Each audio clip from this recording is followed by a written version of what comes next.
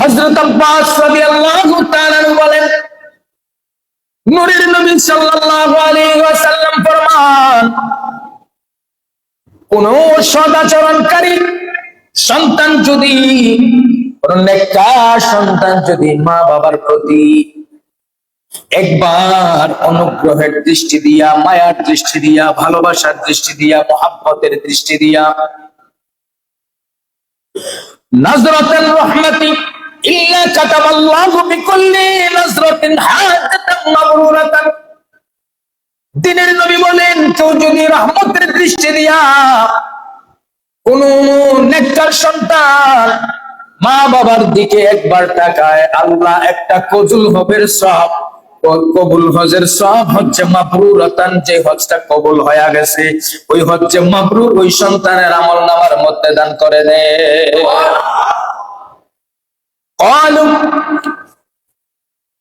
এক সাহাবী জিজ্ঞাসা করলেন, ওয়া ইন নাযারা কুল্লু ইয়াউমিন মিআতা মাররাতিন ইয়া রাসূলুল্লাহ, হাবিবাল্লাহ নবী গো, কোন সন্তান যদি মা বাবার দিকে রহমতের দৃষ্টি দিয়া, মায়ার দৃষ্টি দিয়া, ভালোবাসার দৃষ্টি দিয়া দৈনিক যদি 100 বার তাকায়, তাহলে কি তার আমল নামার মধ্যে 100টা কবুল হজের সওয়াব পাবে?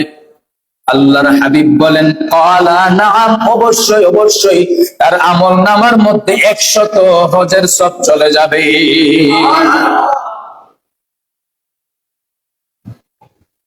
তারপর আল্লাহ রাব্বুল আলামিন হাবিব বলেন, আল্লাহু আকবার ওয়া তাইয়্যিব, আমি আল্লাহর নামে শপথ করে বলছি, কোন সন্তান যদি, কোন নেককার সন্তান যদি মা বাবার প্রতি অনুগ্রহের দৃষ্টি দিয়া, মায়ার দৃষ্টি দিয়া, ভালোবাসার দৃষ্টি দিয়া দৈনিক 100 বার যদি মা বাবার দিকে তাকায়, আমি নবী ঘোষণা দিলাম আল্লাহ পাকের উপর শপথ করে 100 কবুল হজের সওয়াব তার আমলনামার মধ্যে পৌঁছে যাবে। মা বাবার দিকে ভালোবাসার দৃষ্টি দিয়ে তাকাইলো সওয়াব, ভালোবাসার দৃষ্টি দিয়ে তাকাইলো সওয়াব। হযরত আব্দুল্লাহ রাদিয়াল্লাহু তাআলা বলেন,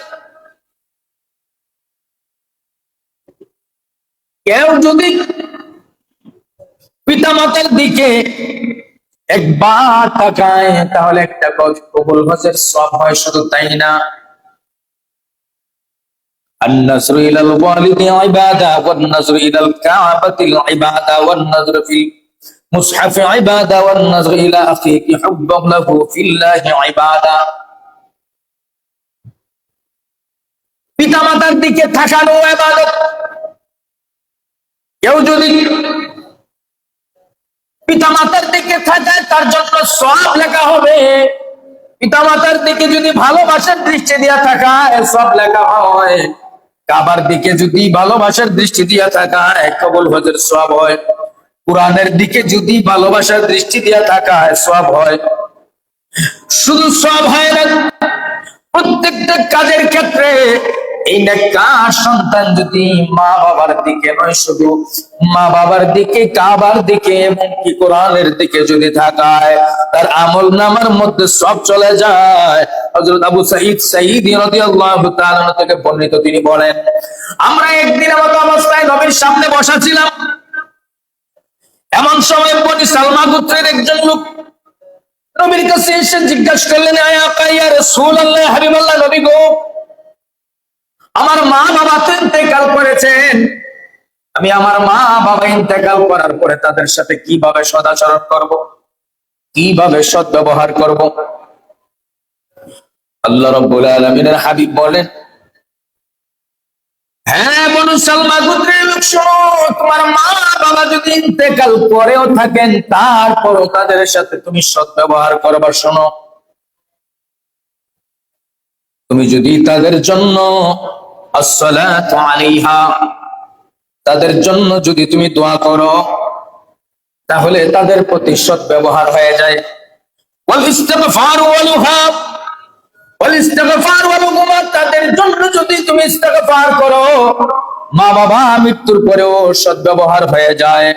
ওয়া ইনফাযু আহদিহিমা মিন বাদিহিমা, আর তাদের মৃত্যুর পরে যদি তাদের অঙ্গীকার পূর্ণ করো, দুনিয়ার মধ্যে যদি মা বাবা কোনো অঙ্গীকার দিয়ে যায়, ওয়াদা দিয়ে যায়, বাবা রে আমার এই কাজটা আমি মৃত্যুর পরেও তুমি করবা, আমি দুনিয়া থেকে চলে যাওয়ার পরে আমার এই কাজগুলো তুমি করবা, এইরকম অঙ্গীকার যদি মা বাবা দিয়ে যায়, সেই অঙ্গীকার আদায় করা এটাও মা বাবার প্রতি মৃত্যুর পরে সদ্ব্যবহার। ওয়াসিলাতুর রাহমি রাহমিল্লাতি লা তুসালু ইল্লা বিহিমা ওয়া ইকরামু সাদিকিহিমা। আর মা বাবার মাধ্যমে মা বাবার রেখে যাওয়া আত্মীয় স্বজনদের সাথে সদ্ব্যবহার করাও এটাও মা বাবার প্রতি সদ্ব্যবহার। মা বাবার আত্মীয় স্বজন, মায়ের দিকের আত্মীয় স্বজন, বাবার দিকের আত্মীয় স্বজন যারা দুনিয়ায় আছে তাদের সাথে সৎ ব্যবহার করলে মা বাবার ইন্তেকালের পরও সৎ ব্যবহার হয়ে যায়। সুবহানাল্লাহ। মা বাবার বন্ধু বান্ধব, মা বাবার বন্ধু বান্ধব যারা দুনিয়ায় বেঁচে আছে, আপনার মা বাবা নাই তো কি হয়েছে? মা বাবা মৃত্যুর পরে মা বাবার প্রতি সৎ ব্যবহার করবেন। মা বাবার বন্ধু বান্ধব যারা বেঁচে আছে তাদের সাথে যদি আপনি সৎ ব্যবহার করেন, আপনার মা বাবার প্রতি সৎ ব্যবহার হয়ে যায়। হযরত ইবনে ওমর রাদিয়াল্লাহু তাআলা বলেন, নবীজির দরবারে এক ব্যক্তি আরজ করলো, ইয়া রাসূলুল্লাহ, হাবিবাল্লাহ নবী গো, আমি একটা জঘন্য পাপ করেছি, আমার জন্য তওবা করার কোন সুযোগ আছে কিনা? যখন ওই ব্যক্তি বললেন, আমি একটা অন্যায় করেছি, গুনাহ করেছি, পাপ করেছি, আমার তওবা করার কি কোনো সুযোগ আছে কিনা? আল্লাহ রাব্বুল আলামিনের হাবিব বলেন, ফাহাল্লি মিন তাওবাতুন, ক্বালা, নবী বলেন, হাল্লাকা মিন উম্মি, তোমার ঘরে কি তোমার মা বেঁচে আছেন? ওই সাহাবী বললেন, ইয়া রাসূলুল্লাহ, আমার ঘরে তো আমার মা নাই, আমার মা ইন্তেকাল করেছেন, তবে আমার খালা আছেন, তবে আমার খালা আছেন। নবীজি বললেন, ক্বালা লা, ক্বালা হাল লাকা মিন খিলাতিন, ক্বালা নাম, ক্বালা কিবরাহা। নবীজি ডাক দিয়ে বলেন, শোনো, তুমি যদি তোমার খালার সাথেও সৎ আচরণ করো, তাহলে আল্লাহ রাব্বুল আলামিন তোমার ওই গুনাহ মাফ করে দিবে।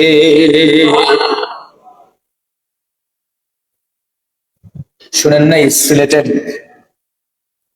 ফাহিম চৌধুরী, যিনি মায়ের চিকিৎসার জন্য নিজের জীবনের সবটুকু বিসর্জন দিয়েছেন, যা ছিল তার জীবনের অর্জিত যা ছিল মায়ের চিকিৎসার জন্য সব বিসর্জন দিয়েছে। এমনকি তার লন্ডনে প্লট কেনা ছিল, ওখানে গিয়ে লন্ডনের প্লট বিক্রি করে মায়ের চিকিৎসা করেছেন। বাড়িতে দেশে যত জমি জমা ছিল সব বিক্রি করে দিছে। কিসের জন্য? মায়ের চিকিৎসার জন্য। কিন্তু সে বলতেছে, সব বিক্রি করলাম মায়ের চিকিৎসার জন্য, যা ছিল নিজের উপার্জনের সব দিয়ে দিলাম মায়ের চিকিৎসার জন্য।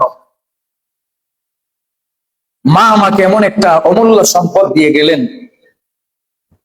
আমি দেখতাম যখন আমার মা নামাজ পড়তেন, নামাজের পরে দুটা হাঁটু বিছায়া নামাজরত অবস্থায় বসে আল্লাহর দরবারে আমার জন্য কান্না করে করে মোনাজাত করতেন, আর আমি আমার মায়ের পিছনে থেকে থেকে আমিন আমিন বলতাম, আল্লাহ আজকে আমাকে হাজার হাজার কোটি টাকার মালিক বানায় দিয়েছে। জিরো থেকে হিরো হওয়া যায়, জিরো থেকে হিরো হওয়া যায় মায়ের দোয়া। সে আজকে হাজার হাজার কোটি টাকার মালিক। লন্ডনের প্লট বিক্রি করেছে মায়ের চিকিৎসার জন্য, জমি বিক্রি করেছে মায়ের চিকিৎসার জন্য, গরু ছাগল যা ছিল সব বিক্রি করেছে মায়ের চিকিৎসার জন্য। কিন্তু মা এমন এক উপহার দিয়া গেলেন, যে দুয়ার বরকতে আজকে সে হাজার হাজার কোটি টাকার মালিক। চিন্তা করেছেন, মায়ের দোয়ার বিকল্প কিছুই নাই। যার প্রতি মা বাবার দোয়া আছে তাকে আল্লাহ আকাশচুম্বী সম্মান দেয়। কারণ আমাদের দেশে খুব সুনাম ধন্য একজন আলেমকে আমরা দেখতে পাই, যার নাম শোনার পরে লক্ষ লক্ষ মানুষ উপস্থিত হয়ে যায়। পিছনে একটাই কারণ, মায়ের দোয়া। পিছনে একটাই কারণ, মায়ের দোয়া। দুশ্মন 1000 বার আক্রমণ করেও কিছুই করতে পারে না। যেখানে মায়ের দোয়া থেকে যায়, এখানে সমস্ত কিছু সফল থেকে বিফল হয়ে যায়, আর মায়ের দোয়াটা সফল হয়ে যায়। কারণ মায়ের দোয়া লা শাক্কা ফি, কোনো সন্দেহ নেই। রাসূল বলেন 3 প্রকার ব্যক্তির দোয়া ডাইরেক্ট কবুল হয়ে যায়। কয় প্রকার?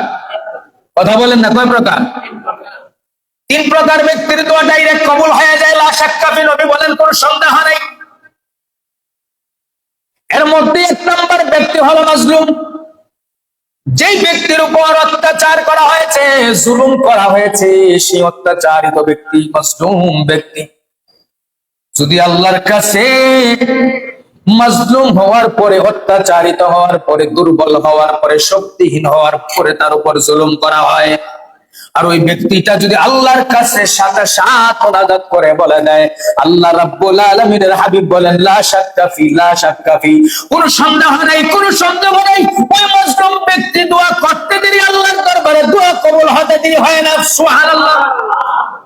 এই জন্য কোন দুর্বল ব্যক্তি দেখে তার উপর অত্যাচার করা যাবে না, জুলুম করা যাবে না, কারণ মাজলুমের দোয়া ডাইরেক্ট কবুল হয়ে যায়, কোনো সন্দেহ নেই।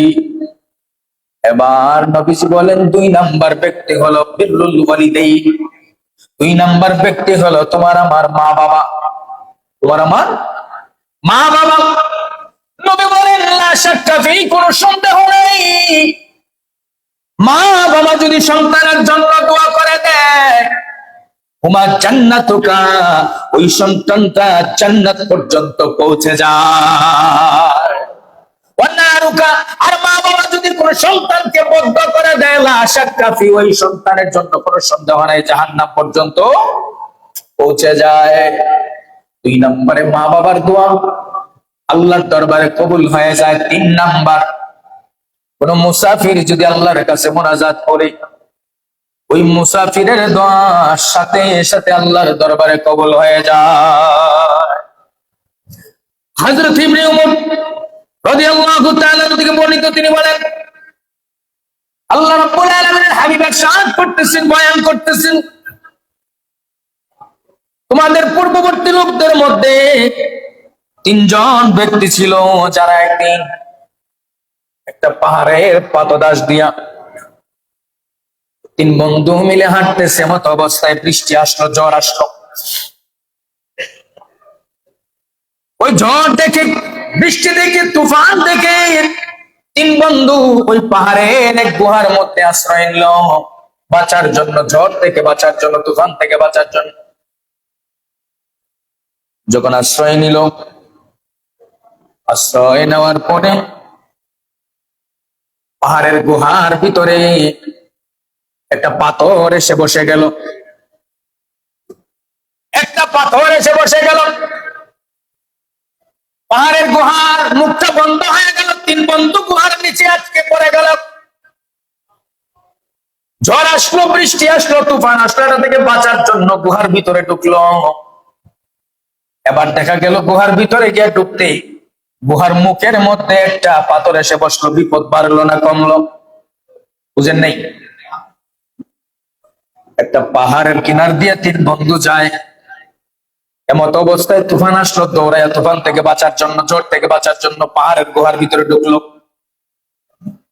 এমত অবস্থায় পাহাড়ের গুহার মুখের মধ্যে একটা পাথর আইসা বসলো, পাহাড়ের গুহার মুখটা বন্ধ হয়ে গেল। 3 বন্ধু পাহাড়ের গুহার ভিতরে ওই পাথরের নিচে আটকা পড়ে গেল, বিপদ কি পারলো না কমলো? তুফান থেকে বাঁচার জন্য গুহায় আশ্রয় নিল, এখন গুহার মুখটা পাথর দিয়ে বন্ধ হয়ে গেল। এবার 3 বন্ধু ওই গুহার ভিতরে আটকে পড়ার পরে নবীজি বলতেছেন, ওই 3 বন্ধু তোমাদের পূর্ববর্তী যুগের এই 3 বন্ধু, নবীজির আমাদের কোনো ভাই নয়। নবীজি বলতেছেন তোমাদের পূর্ব যুগের, অর্থাৎ বনি ইসরাইলের যুগের। আটকে পড়ে যাওয়ার পরে বিপদ যখন বেড়ে গেল, এক বন্ধু আরেক বন্ধুকে ডেকে বলে, বন্ধুরে, বিপদ তো দেখা যায় বেড়ে গেছে, এখান থেকে বাঁচার মতো কোনো উপায় নাই, এখন কি করা যায়? এবার এক বন্ধু ডাক দিয়ে বলি, বন্ধুরে, তোমরা স্মরণ করো তোমাদের জীবনে এমন কোন নেক আমল আসেনি যে নেক আমলের উসিলা দিয়া আল্লাহর কাছে চাইলে আল্লাহ বিপদ থেকে উদ্ধার করে দিবে। উসিলা দরকার আছে না নাই? কথা বলেন না, আছে না নাই? আল্লাহ ডাইরেক্ট কিছুই দেয় না, আল্লাহ উসিলা দিয়া দেয়, মাধ্যম দিয়া দেয়। মাধ্যম ছাড়া তুই দুনিয়ায় আস নাই বেটা, আর নবীর উসিলা চাস না, তুই কেমন মুসলমান? কথা বলেন ঠিক না বেটি? মা উছিলা, বাবা উছিলা। বাবা যদি বিয়ে না করতো, তোমাকে সন্তান জন্ম না দিত, তুমি মায়ের পেটে চাইতা না। মা যদি পেটে ধারণ না করতো, তুমি দুনিয়ায় আসলে না। আছে না কত মা সন্তান জন্ম দিয়েও ফেলে দেয়? কথা বলেন না, ফেলে দেন। মা উসিলা, বাবা উসিলা, এটা মাধ্যম, দুনিয়ায় আসার একটা মাধ্যম। আল্লাহকে পাওয়ারও মাধ্যম আছে, আল্লাহরে পাওয়ারও মাধ্যম আছে, নবীকে পাওয়ারও মাধ্যম আছে। মাধ্যম ছাড়া কিছুই হয় না। ইমাম আবু হানিফা গেলেন মদিনায়, হজ করে মদিনায় গেলেন নবীর রওজা মুবারকের জিয়ারতের জন্য। মদিনা শরীফে গিয়া দেখলেন ইমাম মালিক মদিনা মুনওয়ারার মসজিদের খতিব, ইমাম ও খতিব। সুবহানাল্লাহ কন্যা।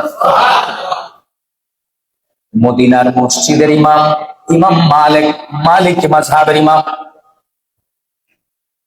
ইমাম মালিক মসজিদে নববীর মধ্যে বৈশা বৈশা বুখারীর দরস দেয়। সুবহানাল্লাহ কন্যা।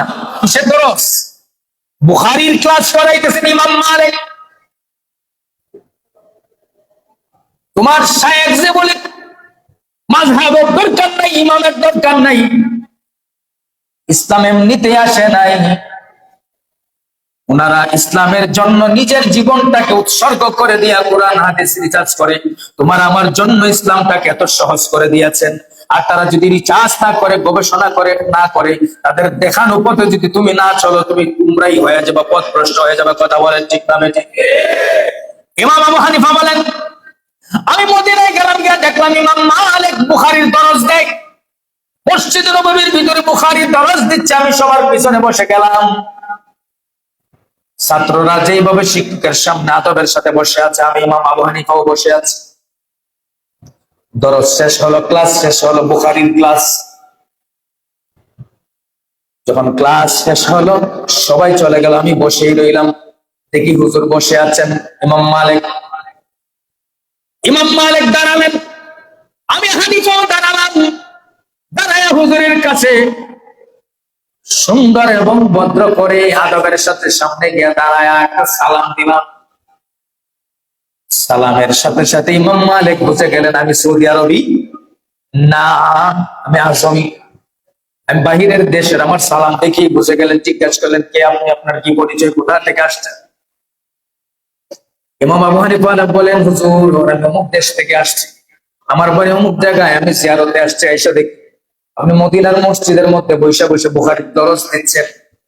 আমি একটু আপনার ছাত্রদের সাথে বসলাম আপনার দরস শ্রবণ করার জন্য, শিক্ষা গ্রহণ করার জন্য। অথচ চারটা মাযহাবের মধ্যে শ্রেষ্ঠ মাযহাব হানাফি মাযহাব। হানাফি মাযহাবের ইমাম, মালিকি মাযহাবের ইমামের বুখারীর দরসের মধ্যে ছাত্রের মতো আদবের সাথে বৈশা শিখায়া দিলেন। শিক্ষার কোনো শেষ নাই, শিক্ষার কোনো শেষ নাই। কারণ যার কাছে আমি বসছি, যিনি মসজিদে নববীর ইমাম হতে পারে, যিনি মদিনার মসজিদের ইমাম হতে পারে, তার কাছে না জানে কি জ্ঞান আছে, তার কাছে নবীর কেমন সম্পর্ক আছে। যিনি বুখারীর দরস দেয়, তার কাছে গেলে আমার নবীর দর্শন পাওয়া যায়। সুবহানাল্লাহ। আদবে এত চমৎকার আদব দেখালেন, ইমাম মালিক খুশি হইয়া দোয়া করে দিলেন, আল্লাহ যেন আপনাকে শ্রেষ্ঠ ইমাম বানায়া দেয়। এই জন্য বাবা আদব দরকার। কি দরকার? সন্তানকে আদব শিখা। সন্তান যেন মা বাবার সাথে, শিক্ষকের সাথে, উস্তাদের সাথে, আত্মীয় স্বজনের সাথে, বড়দের সাথে, মুরব্বীদের সাথে আদব করে কথা বলে, আদব দেখায় চলে। কারণ যেই সন্তান আদবওয়ালা হয়, ওই সন্তানটা ওলি হয়ে যায়। সুবহানাল্লাহ কন্যা। বন্ধুগণ আমার, এবার তিন বন্ধু ডেকে বলে, বন্ধুরে, কারো জীবনে এমন কোন নেক আমল আছে কিনা যে নেক আমলের দ্বারা এই পাহাড়ের গুহার ভিতর থেকে আমরা মুক্তি পাবো, মুখ থেকে পাথরটা সরে যাবে, এমন কোন নেক আমল থাকলে উসিলা দিয়ে আল্লাহর কাছে মাগফিরাত কামনা করো, আল্লাহর কাছে চাও।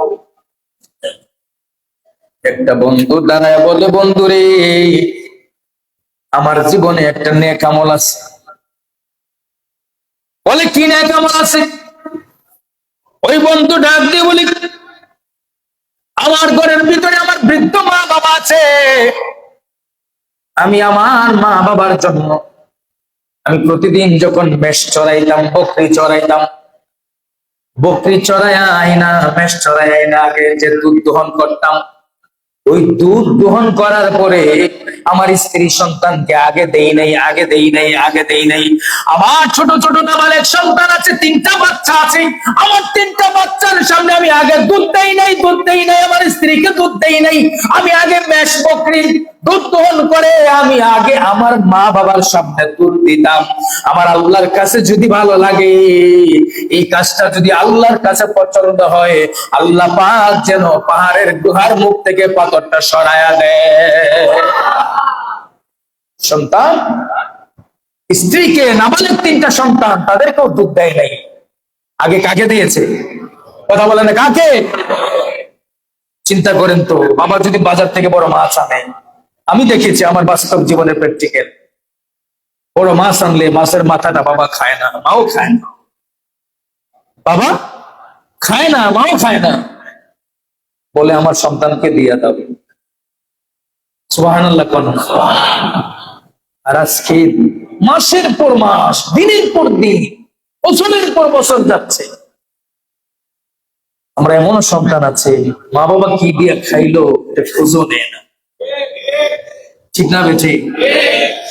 রাজপ্রাসাদে ঘুমান, নরম বিছানায় ঘুমান, আর মা বাবা এই গ্রামের কুটির গড়ে শক্ত বিছানায় ঘুমায়, অথচ এই মা বাবা একদিন ভিজা বিছানায় ঘুমাইয়া শুকনা বিছানায় তাকে ঘুম পাড়ায় তার জীবন বাঁচাইয়া দিয়েছে। এবার ওই লোকটা ডাক দিয়ে বলে, বন্ধুরে, শুধু তাই না, আমার জীবনে এমন একটা আশ্চর্যজনক ঘটনা আছে যে আমার জীবনে আমি যখন মেষ চড়াইতাম, বকরি চড়াইতাম, একদিন মেষ চড়াইতে চড়াইতে অনেক দূরে চলে গেলাম,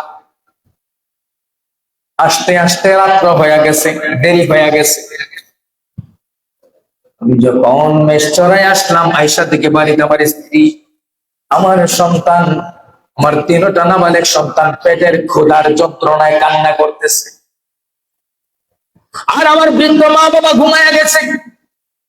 আমি অনেক দূর থেকে মেষ চড়াই এসে দেখলাম আমার মা বাবা ঘুমায়া গেছে, আমার তিনটা নাবালেক সন্তান পেটের ক্ষুধার যন্ত্রণায় কান্না করতেছে, আমার স্ত্রী বসে আছে।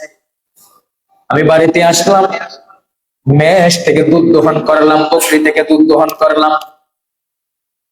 দুধ দহন করার পরে আমার তিনটা সন্তান পেটের ক্ষুধার যন্ত্রণায় চিৎকার করে করে কান্না করতেছে, তাদের সামনে আমি দুধ দিলাম না।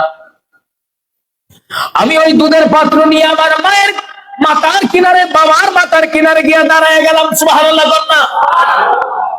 আমার তিনটা নাবালেক সন্তান আমার পায়ে ধরে পেটের ক্ষুধার যন্ত্রণায় কান্না করেছে, তারপরও আমি দুধ দেই নাই, দুধ দেই নাই, দুধ দেই নাই।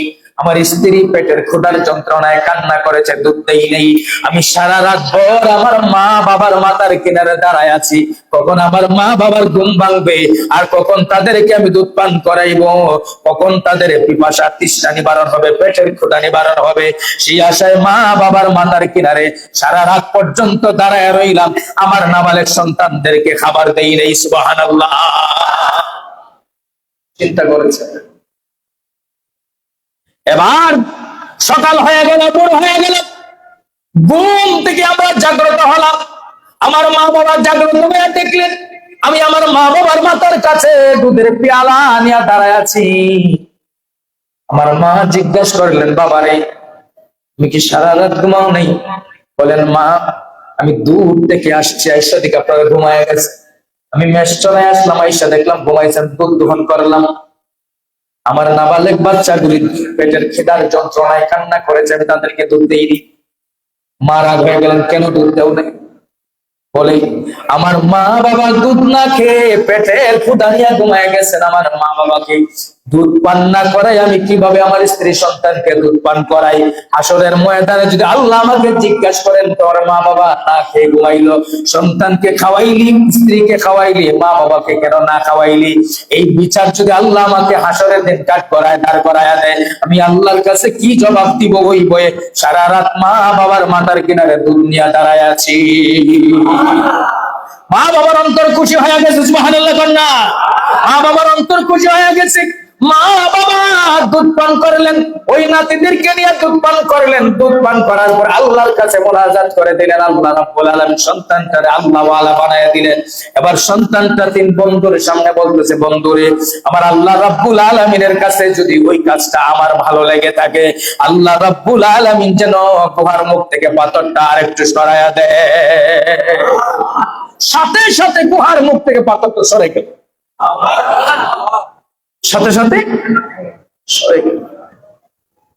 এইভাবে তিন বন্ধু তিনটা উপমা দিয়া আল্লাহ রাব্বুল আলামিনের দরবারে দোয়া করার সাথে সাথে আমার আল্লাহ পাথরটা গুহার মুখ থেকে সরায়া দিয়েছেন। নবীজির দেওয়া এই হাদিস থেকে মিশকাত শরীফের 420 নম্বর পৃষ্ঠার ভিতরে এই হাদিসটা আছে।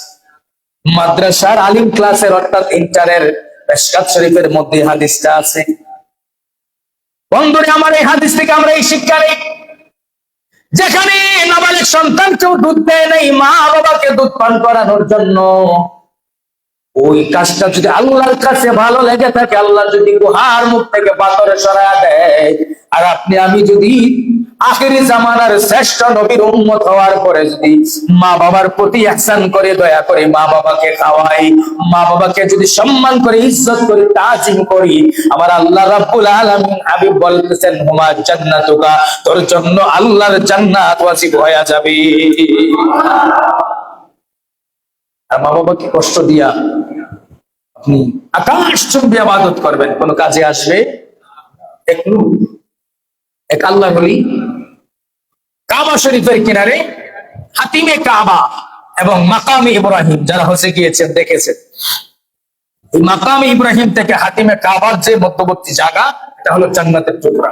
সুবহানাল্লাহ, জান্নাতের টুকরা। এক আল্লাহর ওলি গিয়া দেখলেন যে ওই জায়গায় বসে বসে এক ব্যক্তি মোনাজাত করতেছে আর কান্না করতেছে। এই দৃশ্য দেখে, ওনার কান্না দেখে ওনার মায়া লেগে গেল। আল্লাহর ওলিদের তো মন এমনিতেই নরম। জিজ্ঞাসা করলেন, তুমি এত কান্না করতেছো এখানে বসে, কারণ? যে হুজুর, আমি এই জায়গার ভিতরে 40 বছর যাবত বসবাস করি। সুবহানাল্লাহ কন্যা, কয় বছর? 40 বছর। কোথায়? মাকাম ইব্রাহিম থেকে হাতিমে কাবার মধ্যবর্তী জায়গায় জান্নাতের টুকরায় 40 বছর। এবার আল্লাহ নবী জিজ্ঞাসা করলেন, 40 বছর যাবত তুমি জান্নাতের টুকরায় বসে বসে কি করো? বলে, হুজুর, আমি 40 বছর যাবত এই জায়গায় দাঁড়ায় 5 ওয়াক্ত নামাজ জামাতের সাথে আদায় করি।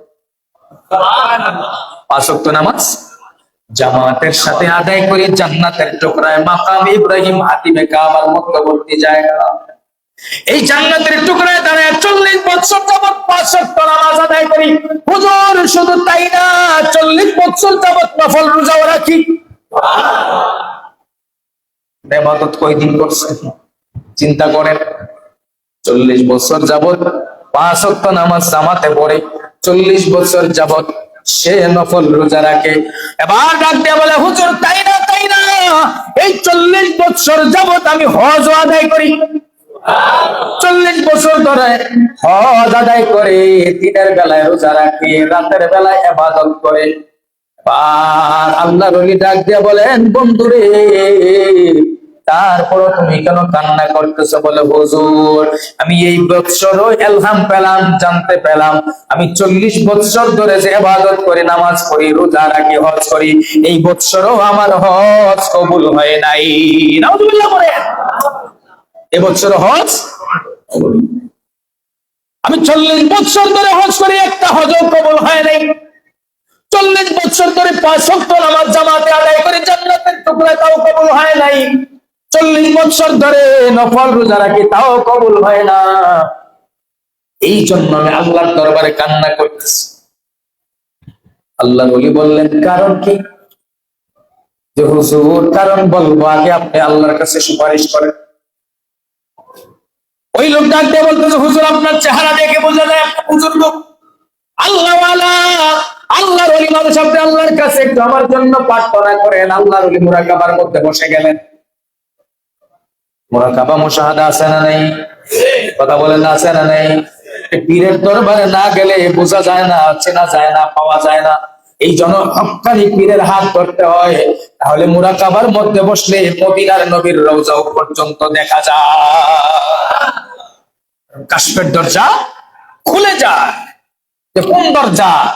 চোখ তো উপরে 2টা আছে, এখানে আরো 2টা আছে কলবে, ওই 2টা চোখ খুলে যায়। জবান তো উপরে একটা আছে, আরেকটা জবান আছে কলবে, ওই জবানটা খুলে যায়। কান তো উপরে 2টা আছে, আরো 2টা কান আছে কলবে, ওই 2টা কানও খুলে যায়। ওইগুলা খুলতে হলে হক্কানি পীরের দরবারে যেতে হয়, মুরিদ হতে হয়, পীরের সান্নিধ্যে থাকতে হয়, পীরের কথা শুনতে হয়, মানতে হয়। তারা যখন সবক দেয়, ওই সবক বাতায়া, ওই সবক মেনে চলে জীবন পরিচালনা করবে, আস্তে আস্তে আল্লাহ ওই বান্দার কলমের চোখ, জবান, কান সব খুলে দেয়।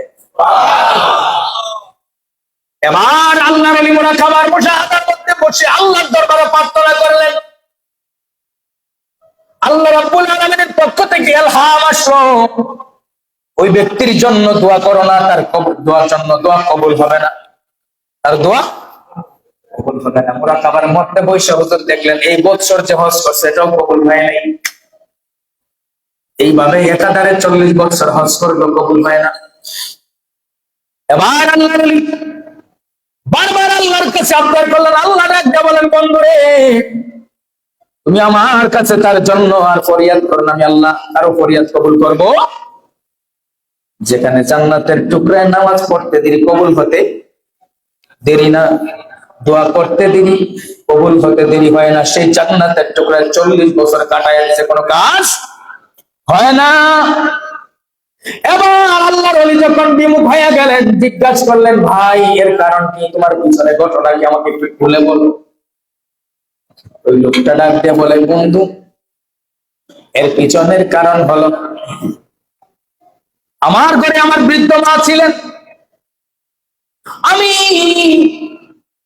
একদিন রাতের বেলায় মদ পান করতাম, মদে আমার ঘরের ভিতরে আসলাম, ঘরের ভিতরে আসলাম, রাতটা ছিল শীতের রাত্র। আমি যখন ঘরের ভিতরে আসলাম, আমার মা আমার হাতে মদের বোতল দেখে আমাকে গালিগালাজ করছিলেন, আমাকে ধমক দিচ্ছিলেন। আর আমি মদ পান করা অবস্থায়, নেশাগ্রস্ত অবস্থায়, আমি আমার মায়ের গালি সহ্য করতে পারি নাই, আমার মার কথা সহ্য হয় নাই। আমার ঘরের ভিতরে চুলার মধ্যে লাকড়ি দিয়ে আগুন জ্বলছিল, দাও দাও করে আগুন জ্বলছিল। আমি আমার মাকে ওই মদ পান করা অবস্থায়, নেশাগ্রস্ত অবস্থায়, মায়ের গালি শুনতে সহ্য করতে না পারে আমার মাকে ধাক্কা মেরে ওই আগুনের মধ্যে, লাকড়ির আগুনের ভিতরে পালাইয়া দেই। ওই লাকড়ির আগুনের ভিতরে পালাইতে দিলে আমার মা চলে পড়ে সরকার হতে দেরি হয় নাই। আমার স্ত্রী আমাকে পাশের রুমে নিয়ে আটকায়া রাখে। আটকায়া রাখার পরে যখন সকাল হয়, আমার যখন হুঁশ ফিরে, আমি যখন আমার স্ত্রীকে জিজ্ঞাসা করলাম, আমি এটার ভিতরে বন্দি কেন? আমার স্ত্রী ডাক দেয়া বললো, রাতের বেলায় তুমি নেশা করে মদ পান করে মদের বোতল হাতে লইয়া ঘরের ভিতরে যখন তুমি আসছো, মা তোমাকে বকা দিয়েছেন, গালি দিয়েছেন, তুমি মদ খাও কেন? তুমি মাকে ধাক্কা মেরে ওই লাকড়ির চুলার মধ্যে, আগুনের মধ্যে ফেলে দিছো।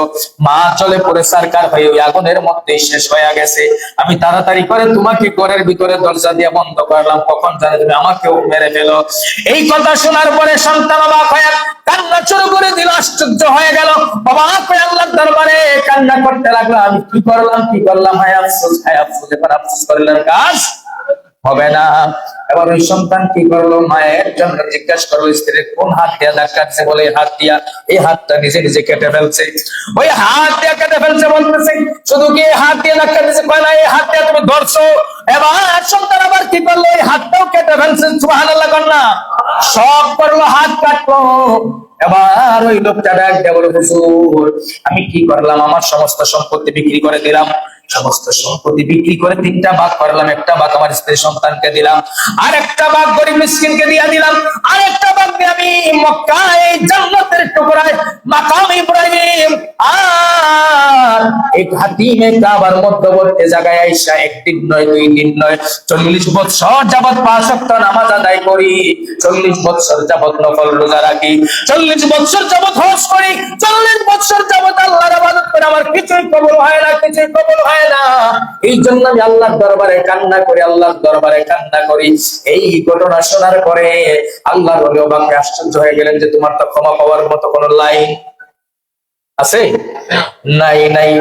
এবার আল্লাহর ওলি এই অবস্থা শোনার পরে আশ্চর্য হয়ে গেলেন, বললেন চলো তোমার মায়ের কবরের পাশে যাব। ওই লোককে নিয়ে মায়ের কবরের পাশে যাবেন। এবার লোকটা ডাকতে পারে, হুজুর মায়ের কবরের পাশে গিয়ে কি হবে বলেন গো? মায়ের কবরের পাশে আসো, মায়ের কবরের পাশে গিয়া তুমি মার কবরের পাশে গিয়ে দাঁড়ায়া দাঁড়ায়া আল্লাহর দরবারে কান্না করবা, আল্লাহর কাছে ফরিয়াদ করবা, জিয়ারত করবা। আল্লাহ পাকের যদি দয়া হয়, মায়ের কবরের পাশে যদি তুমি ভালোবাসা নিয়ে দাঁড়াইতে পারো, আল্লাহ তোমার জীবনের গুনাহ মাফ করে দিবে। মা বাবার কবরের পাশে যাওয়াটাও লাভ। মা বাবার কবরের পাশে যদি কোনো নেককার সন্তান গিয়া জিয়ারত করে, তাহলে মা বাবা আত্মার দোয়া দিয়া আল্লাহ ওই সন্তানটাকে নেককার জান্নাতি বানায়। বন্ধুগণ আমার, কেমন মা বাবা, যে মা বাবার প্রতি বিন্দু মাত্র খারাপ আচরণ করলে আল্লাহ নারাজ হয়ে যায়, ওই মাকে আগুনের মধ্যে ফেলে দেওয়ার কারণে সন্তানের জাহান্নামের আগুন আওয়াজি হয়ে গেল। 40 বছরের হজ কবুল হয় নাই, 40 বছরের নামাজ রোজা কোনো কিছু কবুল হয় নাই। সুতরাং বোঝা গেল মায়ের সাথে বাবার সাথে বেয়াদবি করলে জীবনের সমস্ত আমল বরবাদ হয়ে যাবে। মা বাবার সাথে কখনোই গুস্তাখি বেয়াদবি করা যাবে না, কারণ মা বাবা তোমার জন্য দুনিয়ার মধ্যে শ্রেষ্ঠতম নিয়ামত। মা বাবা এই দুনিয়ার জন্য, সন্তানের জন্য শ্রেষ্ঠতম একটা নিয়ামত। মা বাবা কষ্ট পাবে এমন কোনো কাজ করা যাবে না। কিন্তু কিছু মা বাবা আছে স্বার্থপর, কথা বলেন না? কিছু মা বাবা আছে স্বার্থপর। কিরকম স্বার্থপর? এমন মা বাবা, যদি গতকালকে একটা ঘটনা শুনে আশ্চর্য হয়ে গেলাম। সন্তান বিয়ে করেছে, যৌতুক নেয় কি নেয় না? আমাদের দেশে আছে না? কথা বলেন না, আছে কি নাই? আছে। কিছু কুলাঙ্গার আছে, যৌতুকের জন্য স্ত্রীকে মারধর করে ঘর থেকে বের করে দেয়। এমন কিছু কুলাঙ্গার সন্তান যারা যৌতুকের লোভে পড়ে স্ত্রীর জীবন নষ্ট করে দেয়। সন্তান বিয়ে করেছে, সন্তান বিয়ে করেছে, শ্বশুর বাড়ি থেকে সম্পদ দিবে, হয়তো জমি দিবে, না হয় টাকা দিবে, না হয় আপনার স্বর্ণ গয়না দিবে, দেয় না। মা বাবা বলে দিলে সন্তানকে, যদি সন্তানকে না দেয় তাহলে তুমি স্ত্রীকে তালাক দিয়ে দাও। নজরুল্লাহ কইতেন না, কি দিয়ে দাও? তালাক দিয়ে দাও, অবহেলার রোলার চালায় দাও। একটা নাবালেক সন্তান রেখে ওই সন্তান কি করলো? মা বাবার কথা শুনে লোভে পড়ে, ওই যৌতুকের লোভে পড়ে স্ত্রীর জীবনটা, একটা মেয়ের জীবনটা, একটা সন্তানের জীবনটা নষ্ট করে দিয়া মা বাবার কথা শুনে অন্যদিকে বিয়ে করলো। এই স্ত্রী, এই সন্তান, এই বাচ্চার জীবন কি হোক? এমন স্বার্থপর মা বাবা যেন না, এমন স্বার্থপর মা বাবা যেন না হয়। মা বাবা যারা আছেন তারাও খেয়াল করবেন, খালি সন্তান আপনার খেদমত করবে শুধু তা নয়। আপনি সন্তানকে যদি সুখে রাখেন, আপনি যদি আপনার সন্তানের স্ত্রীকে ভালো ব্যবহার করেন, আপনার সন্তানের স্ত্রীর সাথে যদি সৎ ব্যবহার করেন, আপনার সন্তানটা ভালো থাকবে, সুখে থাকবে, সুন্দর থাকবে। কথা বলা ঠিক না?